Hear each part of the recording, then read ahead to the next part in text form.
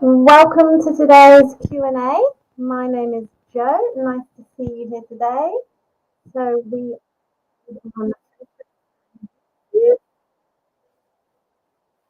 I can see. Hi, Anna Maria. Hi, Joanna. Nice to see you here. So say hello. Where are you? Is anyone taking their test soon? Just let us know.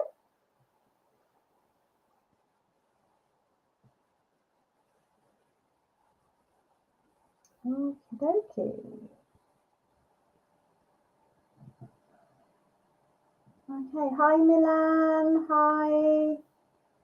Hi, Mahmoud. Hi, Sana on YouTube. Nice to see you all here. Okay, Yana, on the 22nd of July, so coming up soon. Hi, Adina. Hey, nice to see you here today. So, um, today I'm going to be taking you for this live Q&A. So, if you have any questions about OET, anything at all, drop the questions into the chat and I will try and answer them. Hi, Daniel. Okay, hi. Sharanthi, hello, hi. So any questions you have, please do. If you're not already subscribing to our YouTube channel, those of you joining us on Facebook, please make sure you are, because we're uploading lots of videos and things like that. Also, just to let you know, we have some great courses on. At the moment, we've got our Reach OETB packages. Okay, so these are, you can have them in combination with a teacher or individual study, and it includes 4 live lessons a week, so check those out. And go to our website, and we also have our new course OET Prepare, so do go and check out that. That's available to anyone that's starting from September. So if you've got a little bit more time, that would be great. Okie dokie. So we've got some questions coming through here. First question from Anna Maria. Can we make highlights on the paper exam? The answer is yes. I strongly recommend that you make notes, underline things, highlight things with your pencil in the OET exam. Okay, so yes, you can annotate the paper. Okay, so let's have a little look. Do we have any more questions here? Okie dokie. So we've got one here. Thanks, asking about the process of getting a job in the UK from India. Okay, so what I'm not sure if so. You nurse in terms of being a registered nurse. There's lots of different avenues. I would have a look at the website. They might have some information for you. That there are many different ways. Might look to go through recruitment agencies or with trusts and things like that. And so depending on who you go with, depends on how. So I'm not really sure about that. But you will need your OET, and that is what I am sure about. Okay, Mahmoud, I got 340, 360, 360, 300 writing. I'm a nurse, I need 300 in listening. Oh, that was so close. 10 points. What a shame, so close. But, you know, if you can do it once, you can do it again. For listening. So for listening, I think the key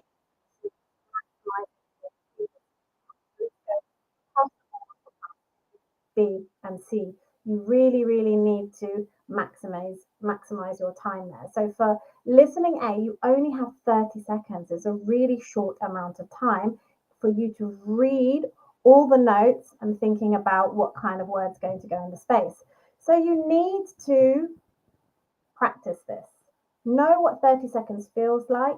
Know how fast you need to read the notes, paying attention to the gaps, but don't spend too long analyzing each gap. You just simply don't have time. Notice the structure, know the information that's already provided, and know what information. That's really going to help you with A. And for listening, B and C, really, really important that you use that pre-listening time. So notice the context, understand the question, notice the differences between the options, underline the keywords. Yeah. And for listening, C, notice the structure of the interview or presentation. And then when you're listening, be careful of those distractors. So remember that the options might mention but not answering the question. So if in doubt, always be referred back to the question. Okay. We have a question from Mimi. Hi, Mimi. Can you listen to the video twice? So you mean the audio listening? For listening, no, it's just once.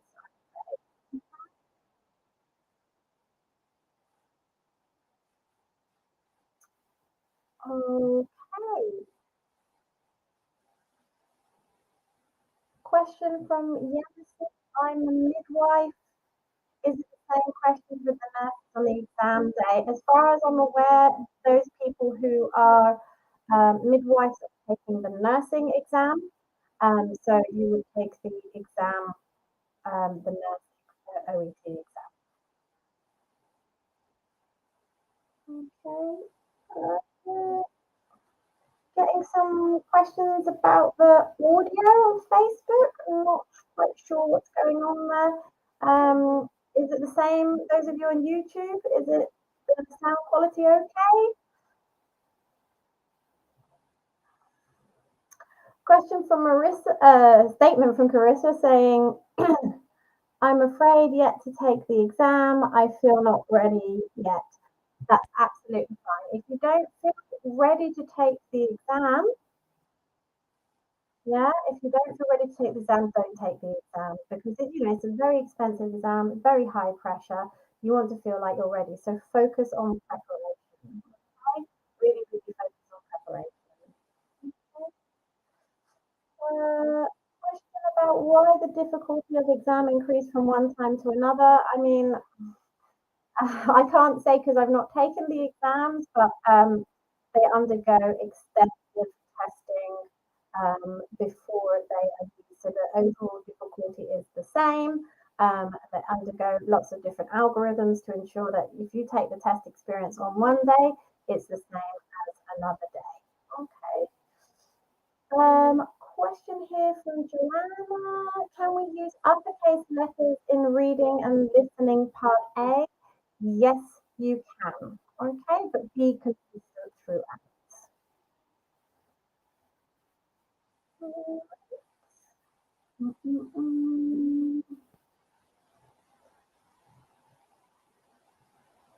Okay, any more questions? Okay, still a little bit of problems with the audio. Let me just check.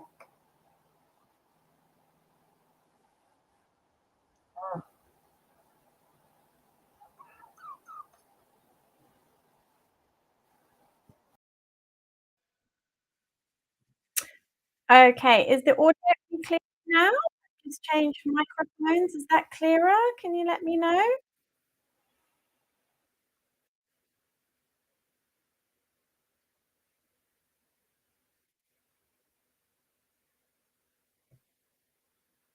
Okay, much better. Okay, that's good to know. Thank you.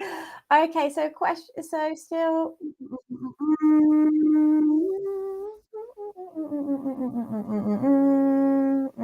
yeah, I do appreciate there's some frustration with the difficulty of the exam, but it's difficult for a reason because they really want to make sure that you have a high enough level of English in order to be in life and death situations in the UK. So it's a C1 level. I do appreciate it's very hard and for some native speakers as well. But unfortunately, this is what there is on offer at the moment. So just got to work towards making sure that you are as prepared as possible. Okay. Again from Marissa, in the OET website, nursing for midwife, if booking for nurses, registered nurse for booking, midwife, no option there for booking. I'm not sure about that. It'd be worth contacting the OET and finding out. I'm assuming it would be nursing for midwife, but I'm not sure without seeing. Any midwives that I know have always taken the OET in nursing. Okay. Question from Miley. Do you have a course face to face? Not at the moment, but we are we are doing OET courses online, and they are very, very effective courses. You will have lessons with a teacher like me who will go through everything you need for the exam. Do check out the website www.specialistlanguagecourses.com. So you can have one-to-one lessons in combination with our course. We've got in September some group courses coming up, small classes, 12 to 20 students. Okay. All right. Any other questions about OET? Oh, I think we had a question earlier on which I missed about. So we talked a little bit about listening, and there was a question about that's it. Reading parts B and C tips from Sana. Yeah, I mean, these are the multiple choice questions. So for reading B and reading C, it's really, really important that you understand what the question is asking you. Okay. I would then recommend reading the related paragraph, then look at the options, because if you read the options before, you might be a little bit distracted as you're reading. You can read the options before. That's a valid strategy as well. I would recommend trying both and seeing what works for you. It might be more time saving to read the options after you read the paragraph. Eliminate any obvious wrong answers and then really refer to the question before you make your final choice. Making sure that you notice any of those key words. So particularly in reading C, are there any um, words that stand out? Like, what does the writer find surprising? Or what did he find unexpected about this, this, and this? So you need to look out for links to that in the paragraph. Okay. And the biggest tip I have for you for all reading is read a lot. Read a wide range of texts on different contexts, because um, you never know what the topic's going to be. Okay, so the conversation becomes a really good resource for this, about the same length as OET reading C, and you can find lots of language for attitude and opinion there. Okay. So yeah, hi Merly. We talked a little bit about listening before. It's all about the pre-listening time. I do appreciate it's very difficult. It's very fast, but keep practicing, and hopefully you'll get there. Question from Marissa about if grade C plus can apply to work in the UK. I would recommend, it depends where you're applying for. Different boards and trusts accept different things. It depends where in the UK you're going.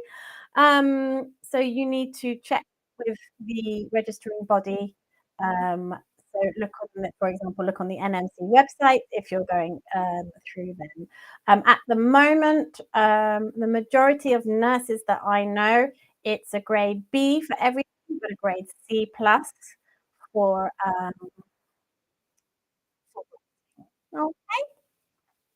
And you can combine two tests as well, as long as no grade is under a C plus. So it's still a very, very, very high level exam. All right. Any questions about OET? Let me know in the chat box and I will try and answer it. Any tips, any questions, any queries, anything you'd like to know?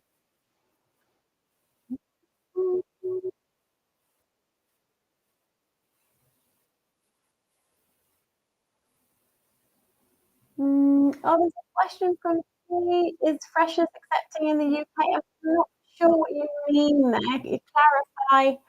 And I'll try and answer the question. So some of you got the exam coming up, so make sure you spend the next week or two really, really reviewing things, okay?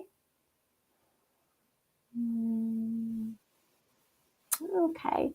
So some questions are at the moment, OET doesn't provide the correct answers after the exam to see the mistakes. It's not common practice for official exams, so this is something that you would do during your self-study in order to prepare. I have a question from Rahi. Hi, Rahi. I do have one concern regarding OET speaking. We use can, for example, if we were giving some suggestions to a patient, or should we use I can give you, or I'm requesting you here, which one? You can use can. It's very commonly used in OET speaking. For example, can and could is used for giving advice. For example, you might say, you, um, for example, can I give you a little bit of advice here? You could think about doing a little bit more exercise.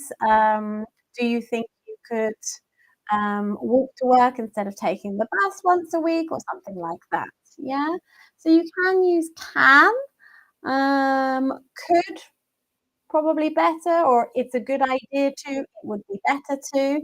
Um, those are also really good phrases for giving advice.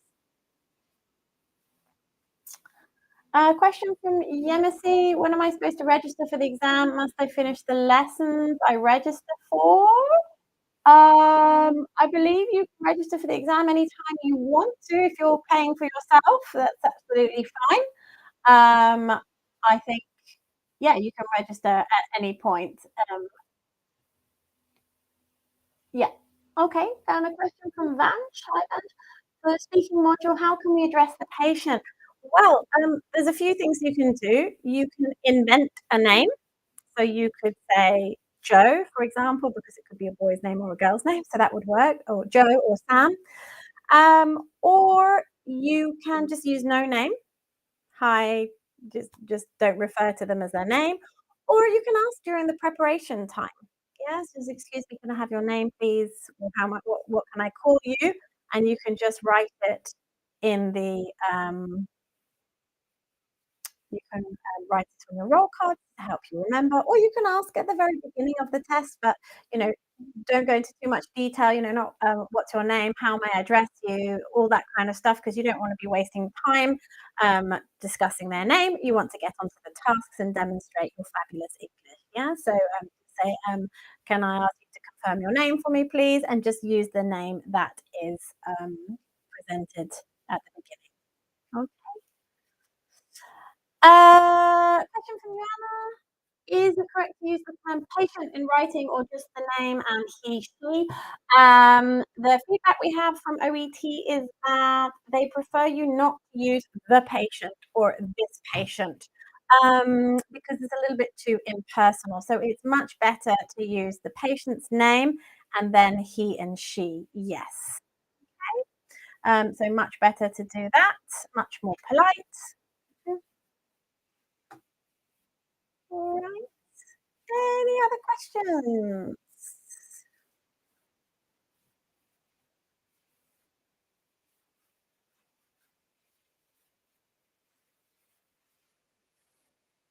Look to check that I haven't missed any.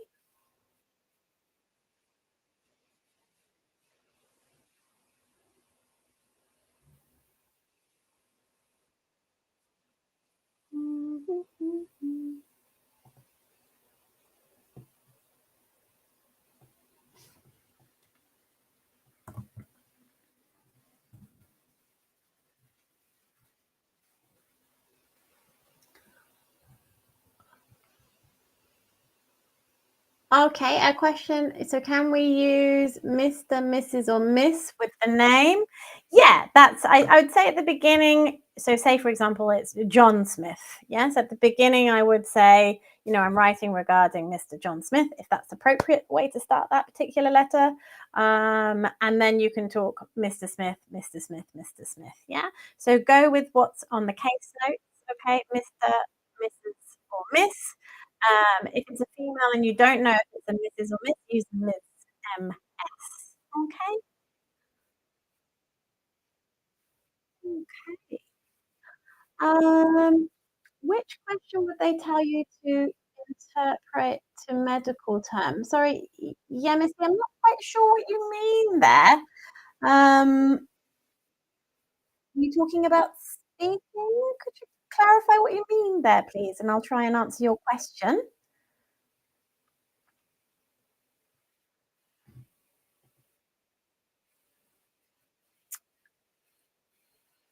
Okay.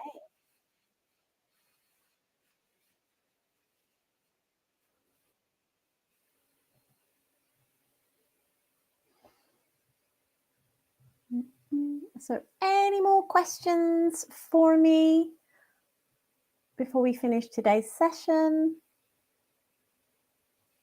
Okay, so in writing, which question would they tell you to?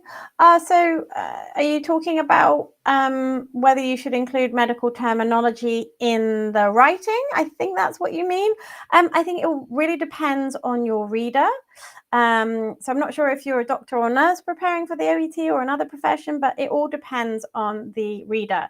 So, say you're a nurse writing to another nurse, I think you can use common medical terminology that they would understand. But if you were writing to a non-medical professional, you perhaps wouldn't. So if you were writing to a social worker or a physiotherapist, you wouldn't include it to technical language because it's not stuff that they're involved in. Yeah. So I really think that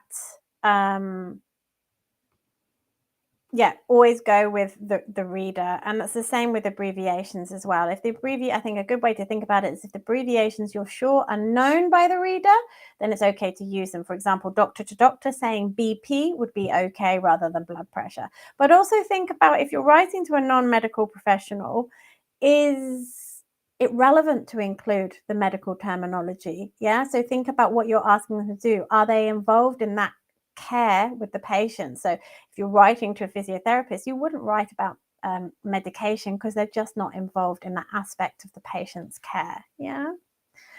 Question from Anjana about how to use punctuation in writing. Yeah, punctuation is quite an important part of the OET paper.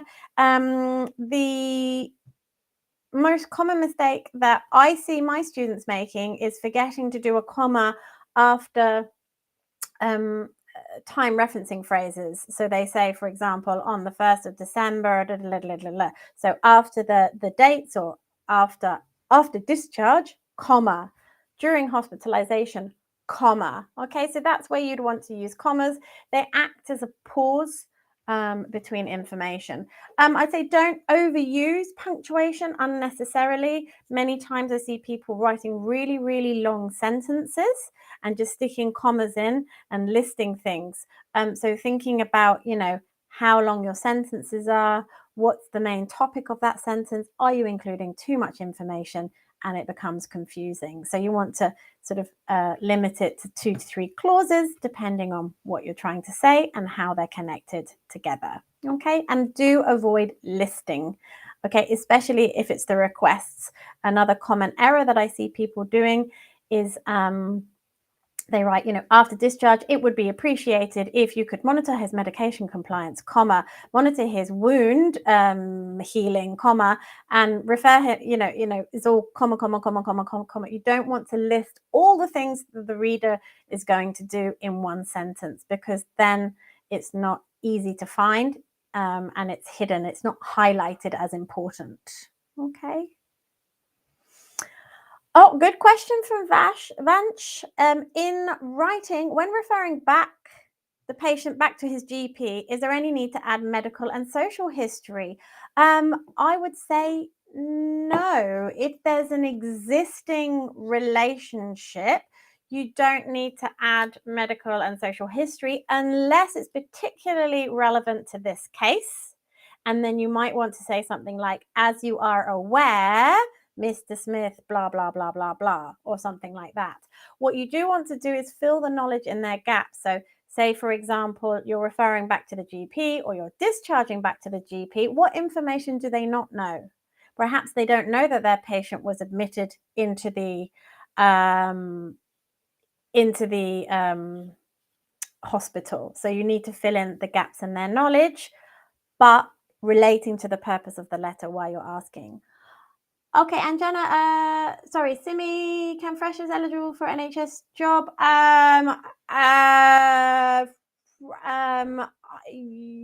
You can get an NHS job, but I believe in order to be a nurse, you have to have qualified already. So finish your nursing degree, yes. I think the other options would be as a healthcare assistant, but I'm not sure. You'd have to check with the trust that you're applying to or the recruitment company that you're using, find out the information there. Okay. Right, we just have a couple of minutes left. So if there are any more questions, I will try and answer them before we leave.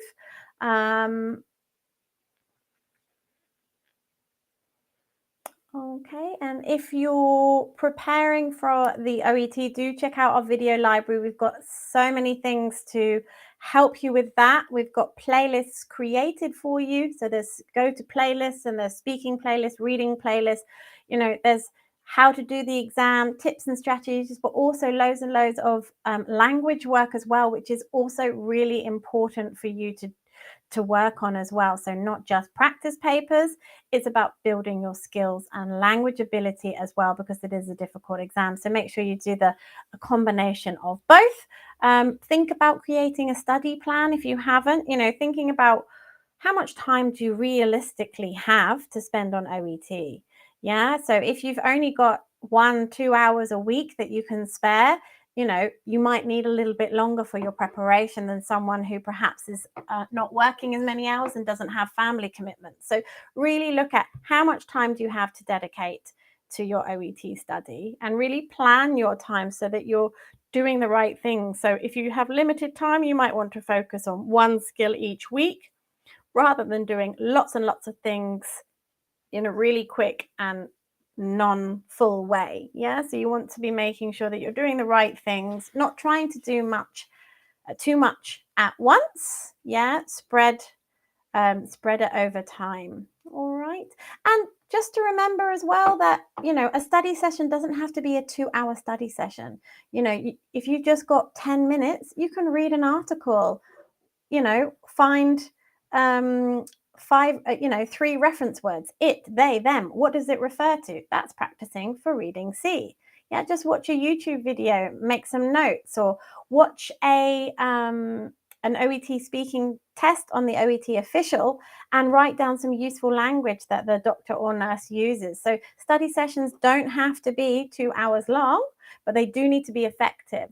Yeah, so if you've only got 10-15 minutes, make sure you do an activity with whatever you're planning to do. Yeah, so active learning is what you want to do rather than just passive. So when you're watching videos on YouTube and attending live lessons, make notes. Yeah, and then use the language that you've learned, write it in lots of different contexts. Okay.